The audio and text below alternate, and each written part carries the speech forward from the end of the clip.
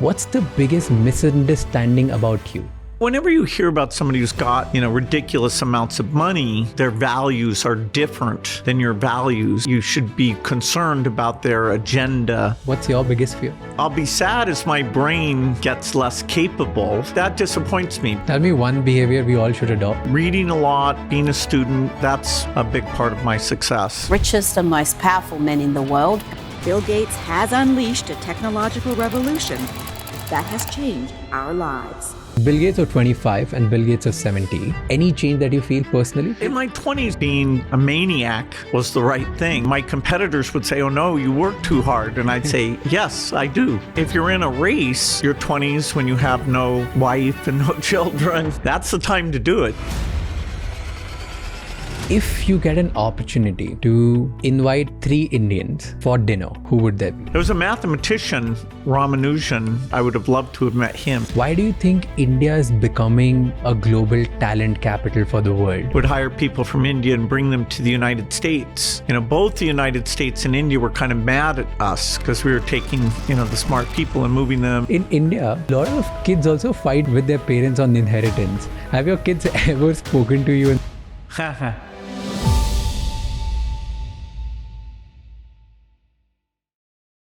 Before we start today's episode, all I want to say is thank you to each and every one of you. I'm really grateful that we were able to sit down with one of the most influential men in the world, the Bill Gates. I have been this young boy who always used to hear stories about this man, about the kind of money he has made, the kind of lives he's impacting, the kind of things he's building through Microsoft. From there, to be sitting in front of him, it was surreal. When I started the conversation, you could see it on my face that I was really nervous, really scared. I didn't know what to talk about. But as we went in the conversation, the podcaster in me took over and we spoke about his fears, his misunderstandings, the mission, and what is he doing today. Today, I want you to see this episode from a lens of a 20-year-old sitting with Bill Gates and figuring out what goes on in his brain. This episode is truly special because I could have never thought that Bill Gates will be on our podcast this soon in our journey. I always had a belief that we will be able to sit down with the smartest people around the world, but it'll happen this soon. I can't believe this right now. I just want you to enjoy this episode the way I did. I want you to sink in that this is happening because it's not sinking in with me. And I just want to tell you that there are more episodes coming. So keep supporting us and hit the subscribe button right now.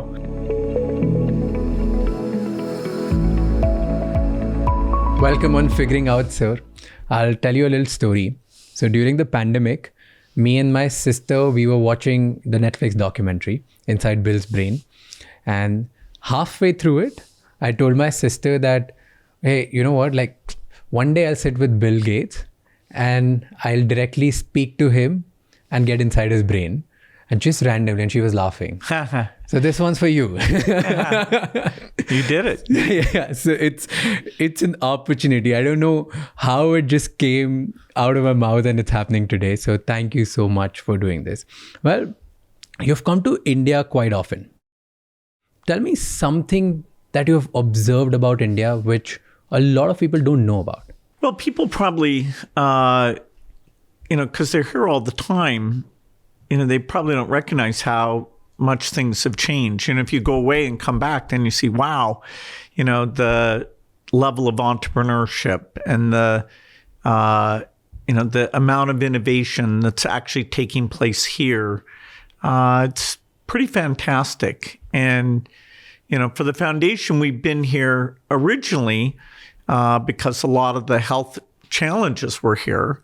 And we still care a lot about that. But now a lot of our invention is being done here, whether it's, vaccines, obviously, we have some incredible partnerships, but it's broadening to, better seeds, better diagnostics, the ways that we can use AI for health or education. So the innovation ecosystem has really exploded, and that's going to be great for India. It's going to be great for the world. So when you meet other leaders around the world, or when you meet your billionaire friends, what's the first thing you tell them about India? Is it the same thing, what you just told me? Yeah, it's, we've had such a great experience in our work in India. I encourage people to come and tap into the great things going on. Is there anything specific you tell them? Well, my connection with India goes all the way back to the Microsoft days when, we at first would hire people from India and bring them to the United States. And, both the United States and India were kind of mad at us because we were taking, the smart people and moving them. And, then they came back here to India and created the Microsoft India work, which has, been absolutely fantastic. So, up until the year 2000, I mainly knew the tech scene. So, a lot of Bangalore, Hyderabad, seeing the country more broadly, that's in my foundation work. So, Bihar, UP, seeing, where we could partner and help with things. I still want to take more vacation here. I've done it a little bit, but, there's a lot of great places in India that I haven't been to. Talking about Microsoft and taking people from here to US, people like Satya Nadella, Sundar Pichai, there have been incredible CEOs around the world. Why do you think India is becoming a global talent capital for the world? Do you think anything special here which is out there? Well, 20% of the world's people live here in India. And India's had a particular emphasis on, engineering, software, and turned out a lot of top people. And so when you get people like Sundar, Satya, who are both great at engineering and at management, that's a magic combination. And, so they, these companies, are looking anywhere in the world to find that mix. And, so India's getting about its fair share of those top leadership positions. And, it partly comes from having great universities, not just the IITs, but starting with them, that's using the incredible talent that's here. So talking about Indian talent, you do a lot of philanthropy work here, and you've met a lot of talented people here, a lot of rich people here as well. You believe that all the money that rich people have, or like people who have made wealth for themselves, they should use it for charity work, they should pledge it.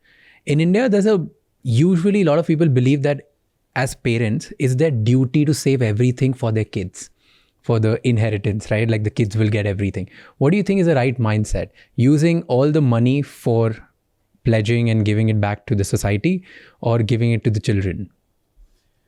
Well, I think, everybody gets to decide on that. In my case, my kids got a great upbringing and education, but, less than 1% of the total wealth, because I decided it wouldn't be a favor to them. It's not a dynasty. I'm not asking them to run Microsoft. I want to give them a chance to have their own earnings and success, be significant and not overshadowed by the incredible luck and good fortune I had. And different families see that differently. I think the people who've made fortunes from technology are less dynastic, and so they'll even take their capital and give a lot of that away. You can have a view of giving away your capital or just giving away your earnings. And of course, I love all philanthropy, but the tech sector is probably the most aggressive about giving most of it away. In other sectors, you have not seen that in any other kind of industry where people try to give money out? Not to the same degree. It tends to be giving more, giving some portion of the profit as opposed to the actual base capital. In India, a lot of kids also fight with their parents on inheritance. Have your kids ever spoken to you and be like, hey, why are you not giving us everything or anything? Has it ever happened? You don't want your kids to ever be confused about your support for them and your love for them. And so I do think explaining early on your philosophy, that you're going to treat them all equally and that you're going to give them incredible opportunities, but that, the highest calling for these resources is to go back to the neediest through the foundation. And, they've seen the success of the foundation. I hope they're very proud of the foundation. And so, I've seen cases where kids actually tell their parents to be more philanthropic. I think the younger generation sometimes actually is pushing against this idea of the wealth just being passed down mostly. So it's every family's a bit different. I have last question on India, and then we'll get to the foundation work and try to understand you as well. If you get an opportunity to invite 3 Indians for dinner, dead or alive, who would they be? Well, I get to spend time with, some incredible people in India. And, I get time with the Prime Minister and understand his vision and how we fit into that, this, 2047 thing that, everything is lining up to try to achieve that. I get to meet, there was a great scientist, Raj Shamani, who created the Department of Biotechnology. There was a mathematician, Ramanujan, who I would have loved to have met him because he was almost mysterious how he was so genius at what he was able to do. I got to work with Ratan Tata. I'm getting to work with all of the amazing philanthropists and a lot of the innovators here. I get to see small companies early on. I just went through some of these companies using AI in health, some for-profit, a few nonprofit. We had a great 25th 25-year celebration, and this great sitar artist, came, and that was a pretty special thing. Nice. So it'd be hard for me to pick. There's so many incredible talents. You can't pick 3. I think I defend some people by not including them. Fair. Okay, you were talking about small companies. If you were to start something from zero in India today, where would you put most of your time? And what's the first step you'll take? Well, you'd mostly start a company because you think you enjoy working on something and you think you have a world-class understanding of, a unique contribution. For me, that was software. For this day and age, if you think you understand, fusion, that's great. If you're successful, which that's risky, you could really improve the world. AI is sort of today's equivalent of what I did when I was young, to see, wow, the possibilities are unlimited. And so, I'd probably be doing one of these new AI companies if I was starting out today. Do you still feel there's a lot of opportunities in AI to build something as significant as what you've built, or it's pretty late? Well, the big companies are putting a lot of money into it. And the number of companies globally is huge. I mean, many people didn't even know these Chinese companies were doing all this work, and yet, some of the best results over the last 6 months have come from 3 or 4 of the models there. So it's not, when I got going in computing, it was a very small set of people. And, people thought we were crazy that we set a computer on every desk and a computer in every home.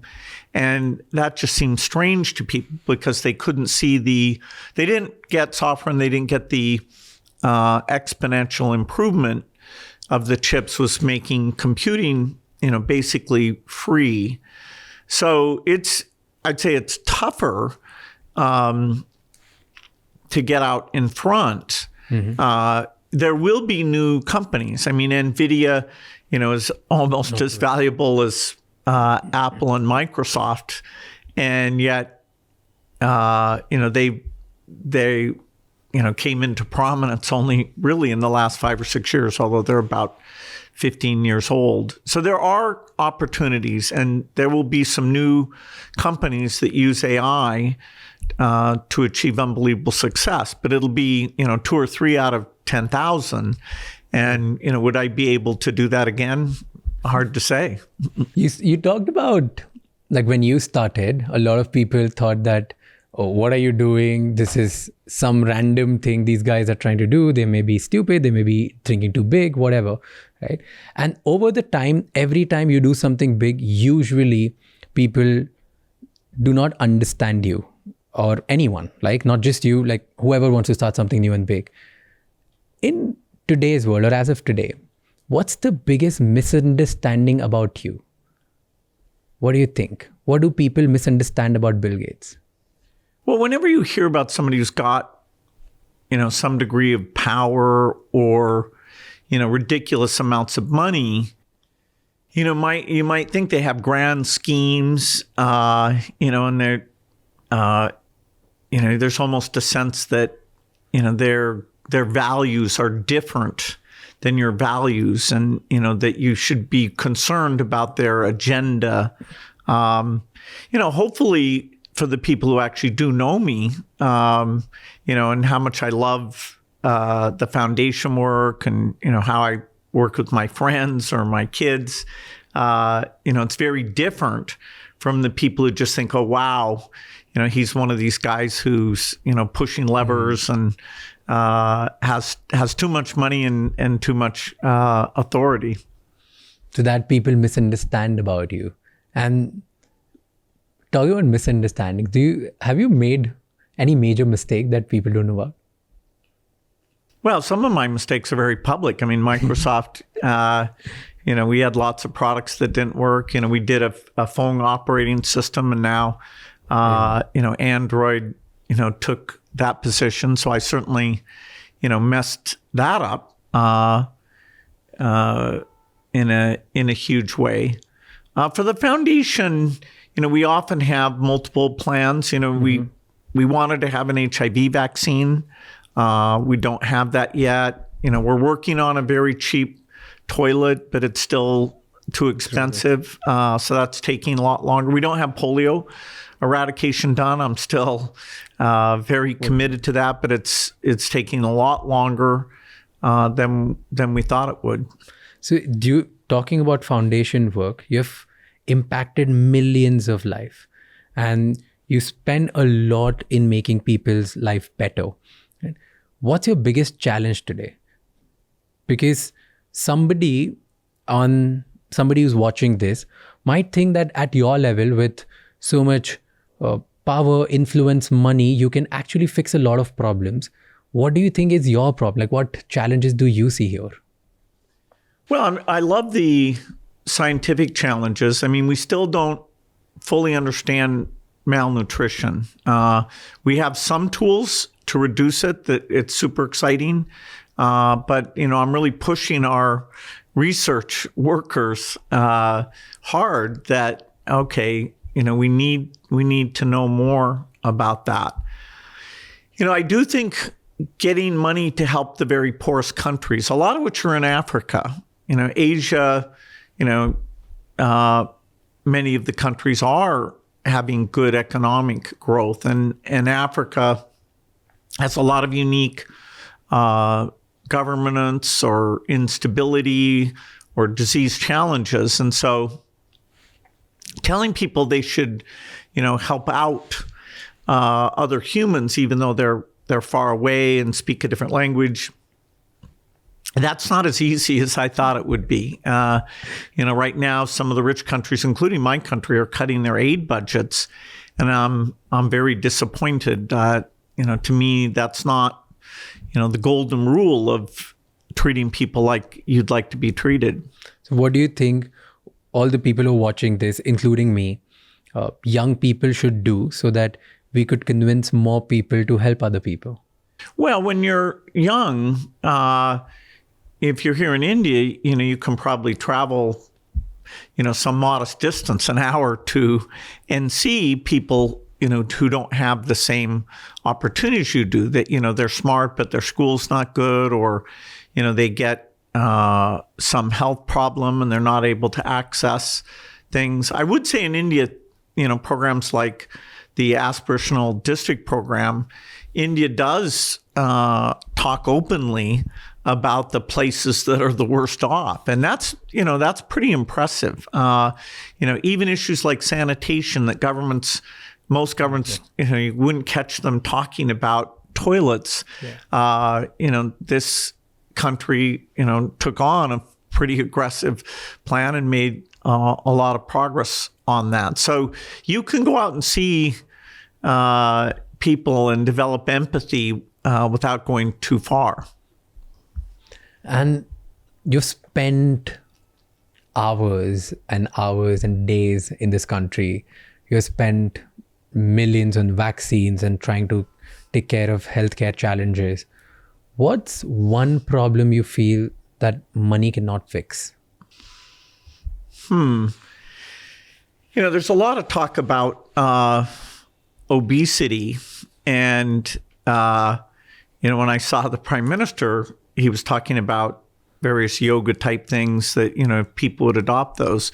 But it's been hard. Not many countries have gotten the behavior change. Yeah. Maybe India can pioneer some approaches there.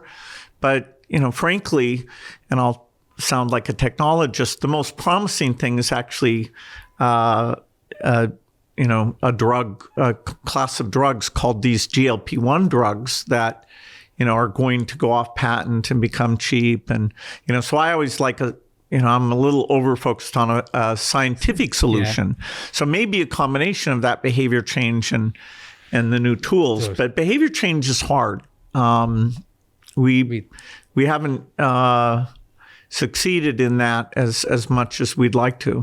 Tell me one behavior we all should adopt.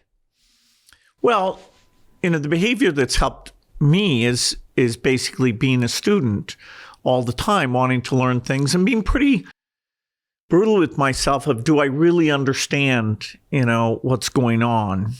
Do I understand some AI thing or some disease thing? And, fortunately, I can meet with people who, in many cases, can help me understand. And then, knowledge, if you're careful about building your knowledge, it all kind of connects together. But, reading a lot, being a student, having people who can teach me, that's, been not only fun for me, but also a big part of my success. So all of the people who are watching this actually feels pretty validated at this point. Good. Because this whole podcast is about learning from really, really incredible people like you. And Fantastic. We have so many questions that we just keep asking to learn more, to get inside brains. So thanks for validation. Perfect. Okay. What's fascinating for me this time in your journey, like this time you visit to India, the full Gates Foundation board is here, right? And that's pretty unique, and they get to experience India. What do you think? What are your priorities with regards to this nation? Why the whole board is here? What do you guys are trying to figure out? What are the things that you're doing? Well, as much progress as we've been part of achieving here in India, there's still a lot to do. The child to death rate is about a third of what it was, but it's still almost 3 times higher than in a rich country. So we should all want to close that gap. That's equity.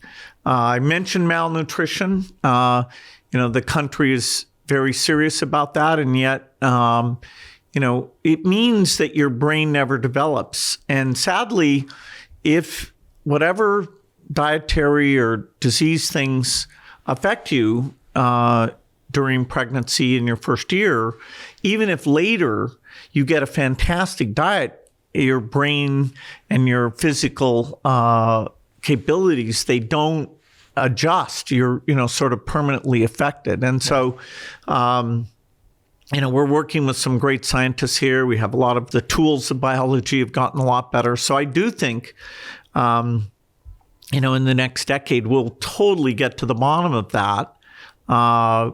And I'm thrilled to do that. And a lot of the scientists we partner with, including some at ICMR, but lots of institutions around the country, they're also committed to that. So you work here a lot, and with the foundation, you work around the world, a lot of things. And because of all of this passion and data and this intention to try to help people, you've been pretty accurate in trying to understand trends way before people, like normal people. Let's say you were pretty accurate in so many things, in predicting so many epidemics as well. Is there something that you know which we don't? Like, how do you spot these things way faster? Well, the biggest change agent in my lifetime has been the miracle of digital, now moving into the AI phase of that digital revolution. So the fact that as a young person, I was programming at age 13, and by, 18, I had my, thousands of hours of really strong feedback about, getting better and being pushed. And so it's a really lucky thing to have such a familiarity with the thing that's going to change the world. And so, I wrote a book called The Road Ahead a long time ago, that talked about, the internet and digital money and video conferencing. And then when I moved into the foundation work, the health work, people in that community understand pandemics. And, so my saying, hey, there's a big risk, and the thing that's going to kill, 10 million additional people is likely to be a pandemic. That's commonplace knowledge if you're in the global health community. It's a very small community.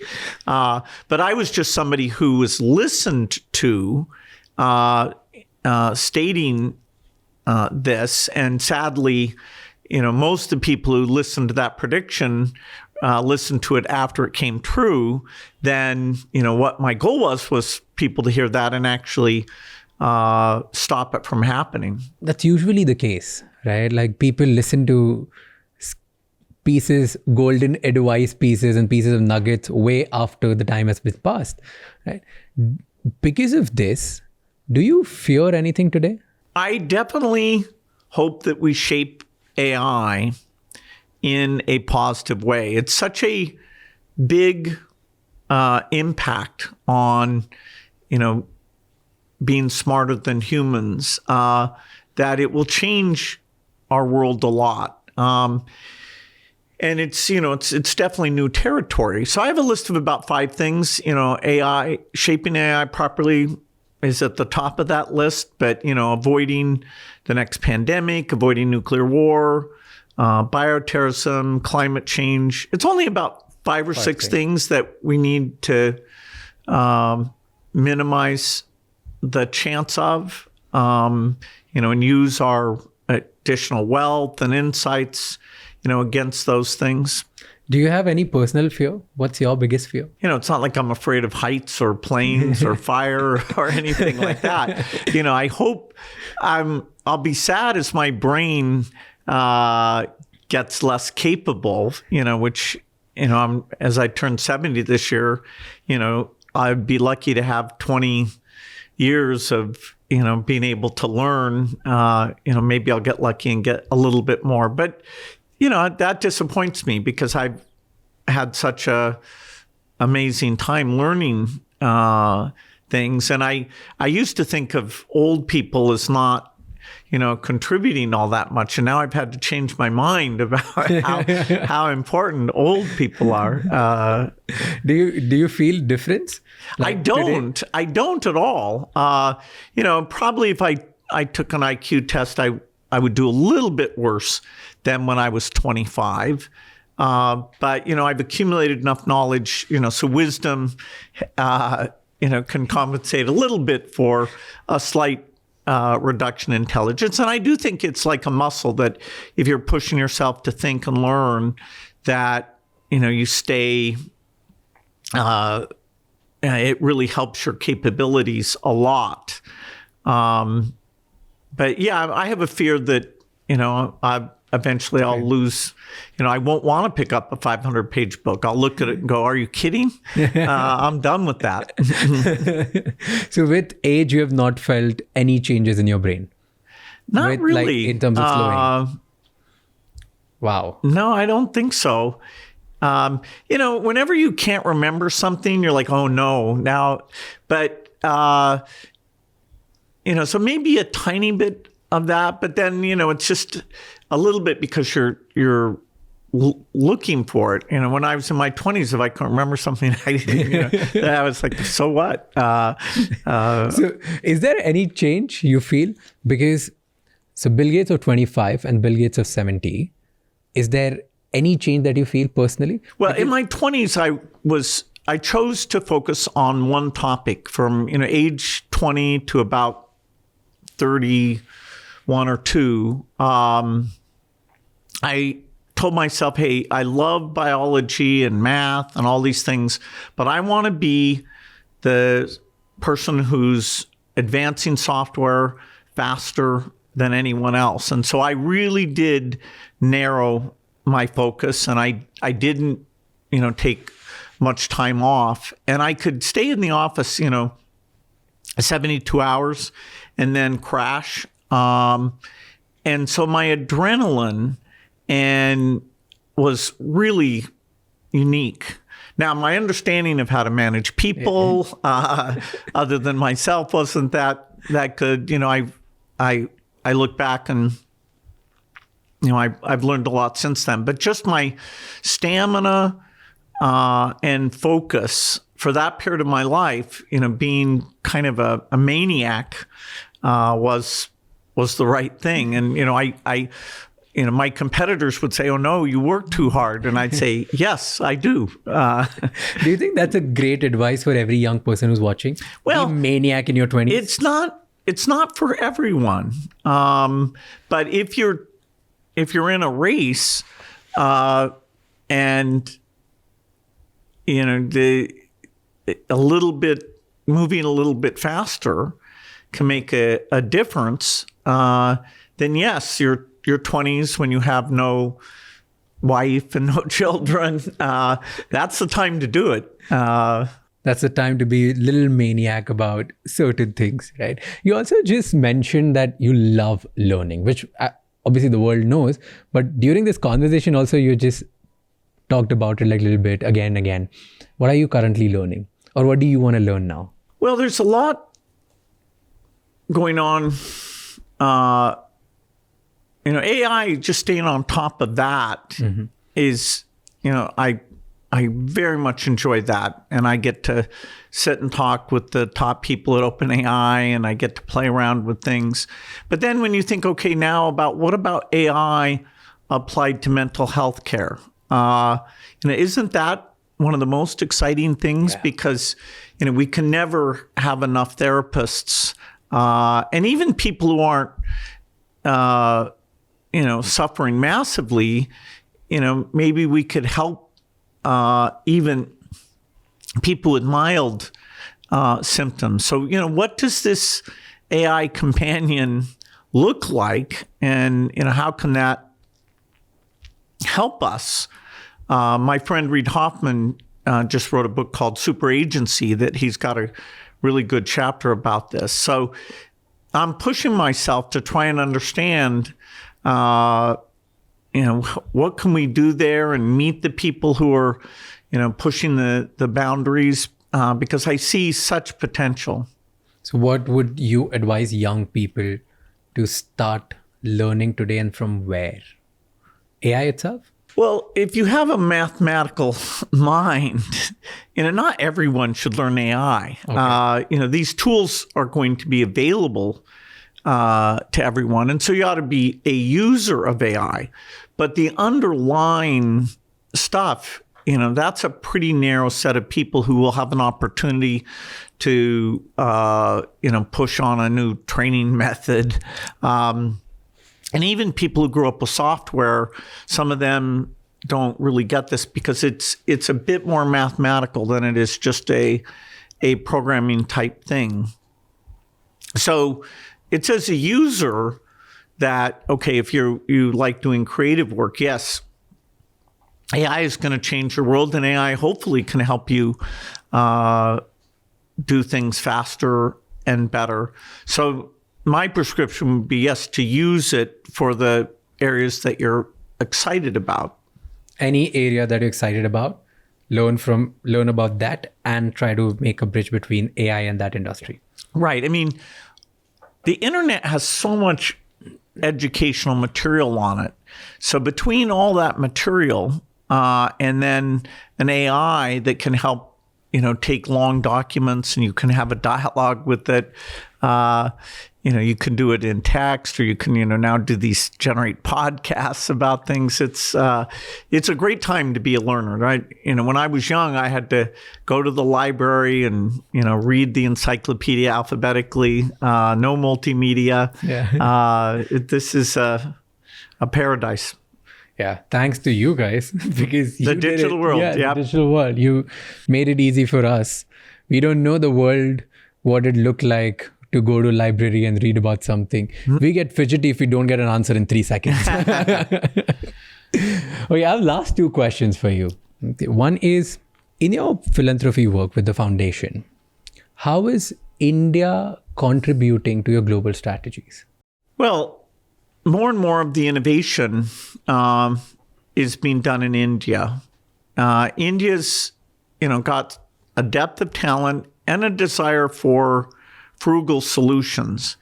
And so even though the rich world, US, Europe, we have a lot of talent. And for some basic science thing like immunology, a lot of the new insights will keep coming from those institutions. But when it comes to actually putting the pieces together, including something like AI for healthcare. I was just meeting with a number of companies working on various pieces of that in India. And so we need better seeds, and we need better weather advice for farmers. And so although we're going to continue to do a lot of implementation here in India, help, get things rolled out, more and more of our sort of product research work will be done here, both because it benefits India, but we're also very good if it's saving Indian children, really working well. Our foundation has a lot of presence in Africa. Mm-hmm. So even take the classic example where India was totally the leader on this digital public infrastructure, the digital money and identity Aadhaar thing, funding the Africans to come here and learn and for their budgets and helping to create the open source software that makes it easy for them. That's now a huge agenda item, which is kind of a South-South thing with a little bit of facilitation from us. Got it. And here's the last question. If the world had to write one sentence next to the name Bill Gates, what would you want them to write? I don't do my work, based on some epitaph. Ideally, they'd say that, wow, there were these diseases around, polio and malaria and malnutrition. And, now we don't have to think about that, partly because he championed, putting more great thinking and resources into ending those problems. And so, I hope people look at the word polio and go, what was that?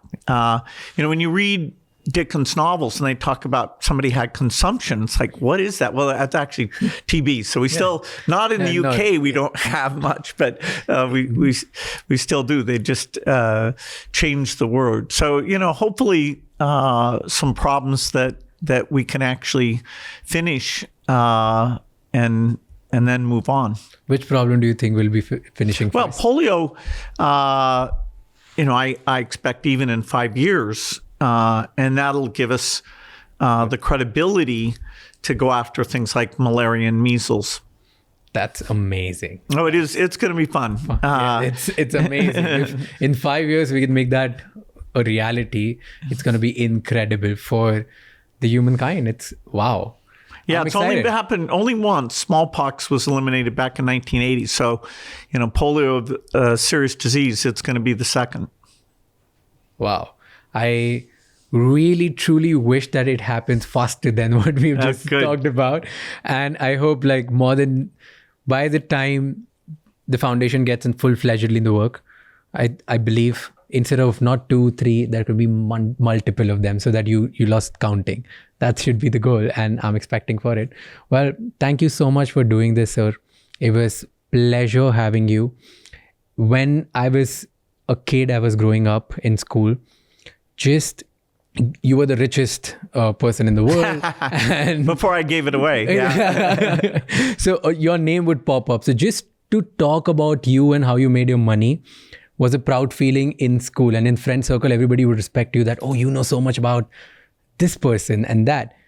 From there, that kid sitting right in front of you and trying to, being in a situation where I'm sitting with you and figuring out what's going on in your brain, it's an incredible opportunity. I'm so grateful. Thank you so much for doing this. It's a dream come true. Great. We'll have to do it again. Yes, we need to. Right. I've got you on camera now. Thank you.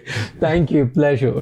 I'm definitely a little nervous because it's a big podcast. बहुत बड़ा podcast है तो थोड़ा सा nervousness हो रही है पर it's time. It's time. But ज़्यादा नहीं लग रहा था. I'm excited.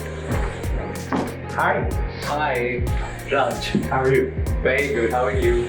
Pleasure meeting you, sir. Please have a Yes. That's fun. It's a pleasure seeing you here, sir. I'm pretty nervous at this point. So just bear with me. It'll be easy. Good. I had 500,000 things to talk to you and now I'm speechless.